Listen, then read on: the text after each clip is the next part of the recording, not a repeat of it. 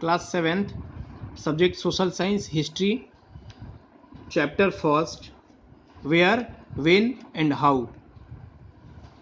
कहाँ, कब और कैसे. The Indian subcontinent is a large region which include India, Pakistan, Nepal, Bhutan, Bangladesh and Myanmar.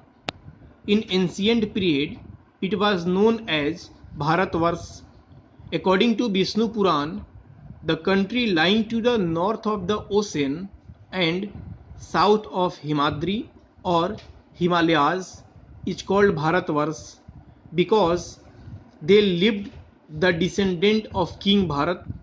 India was also called Aryavart,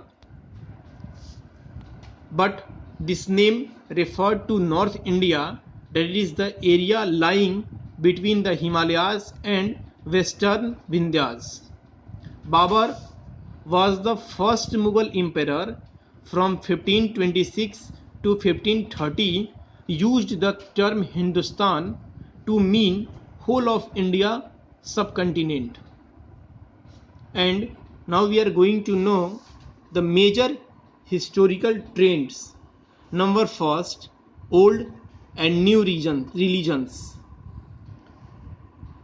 The invader like Greeks who came to India in the ancient period followed Indian religion, Hinduism and Buddhism.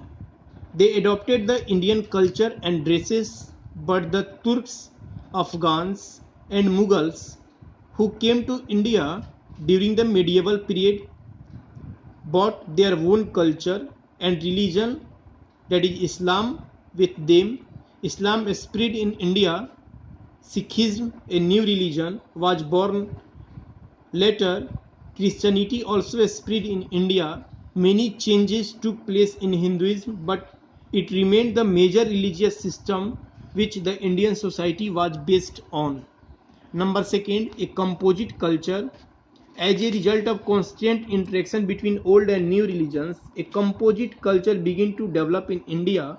It reflected itself in language, literature, painting, architecture and sculpture. It is still an important feature of our heritage. Stable peace.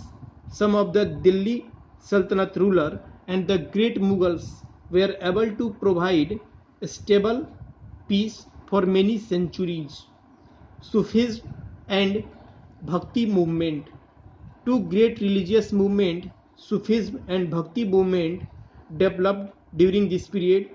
They helped in bringing about good understanding between Hinduism and Islam. Emphasis was placed on love, brotherhood, tolerance and unity of God. Social, economic and political changes. As in the earlier ages, our society was divided into many castes and subcastes. Most of the jatis had their own rule regarding marriage and behavior of their member. In the village, the panchayat still settled dispute and collect taxes. And last, rise of the British power. Commercial interests drew the English, the French and the Dutch to India. It ultimately led to the establishment of British rule over India in the 18th century. Thank you.